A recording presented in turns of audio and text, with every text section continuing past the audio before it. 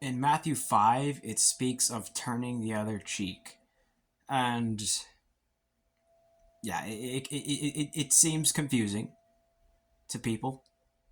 Why is Jesus telling us to turn the other cheek and get slapped again? It doesn't make any sense. Well, today I want to do two things. First, I want to explain what Jesus means here, and then I want to defend this idea because there's a certain man that attacks this idea. It's Andrew Tate. All right, it's Andrew Tate. I don't know. I was trying to think of some punchline, but I'm not. I'm not a comedian. But it's Andrew Tate. He attacks this idea, uh, and I guess he thinks it's the basis for why. Well, I guess it is technically the basis for why Christians didn't really do anything about anything chaotic about the Olympics. Anyway, we're getting off track. I'm gonna explain it and defend it. So let's. It's Matthew 5 verses 38 to 42. You have heard it said that. Oh, excuse me. You have heard that it was said, an eye for an eye and a tooth for a tooth. But I tell you not to resist an evil person, but whoever slaps you on your right cheek, turn the other to him. So today, even today, there's this.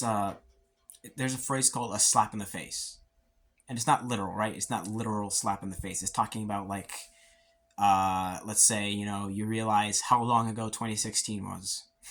That's a slap in the face today. And it's not a literal hand. It's metaphorical because like wow, 2016 was 8 years ago. Um, so that's what Jesus he's talking about here. He's not being quite literal. He's speaking metaphorically or symbolically about people that do personal wrongs against you. Now, he's not saying that eye for an eye and tooth for a tooth is. He's not denying justice because he gets that from Old Testament law, eye for an eye, tooth for a tooth. He's not denying that justice should be served for people if they wrong you, but you gotta have discernment there. All right, is the person did the person insult you, or were they trying to kill you with a knife? Like you gotta have discernment here. So it's sort of speaking of we'll call them little things. So personal insults, attack of character, and people normally they want to avenge themselves from that. You get insulted, you try to think of a clever comeback, but the Christian message is no, don't think of a clever comeback. Just forget about it. Uh, and he goes on to talk about loving your enemies, bless those who curse you. So it does not negate justice. It does not negate self-defense. But this is a principle that Christians should be following because Jesus commanded it, and it's virtuous. It's a good moral principle. Um, and he gives also the example: if anyone wants to sue you and take away your tunic, let him have your cloak also. Whoever compels you to go 1 mile, go with him too. Uh, it's basically the message is just forget about it, sort of. Anyone that will give you a personal wrong, insult you. I'm trying to think of other examples. Anything you can consider. Obviously, there's times where okay, you need to take some sort of action. If your life is in danger, obviously it's not wrong to have self-defense. There's a passage in Acts where Paul, I think it's his first time evangelizing, and he has to be lowered down out of the city, snuck out, and he didn't just kind of take the persecution and just, all right, whatever, I guess I'll die. He had fled. Uh, Israel went to war. I mean, it's not wrong to have self-defense, but Jesus is specifically referring to things where okay, now's the time I got to use this principle. You have to have discernment for whether or not you're going to use that principle.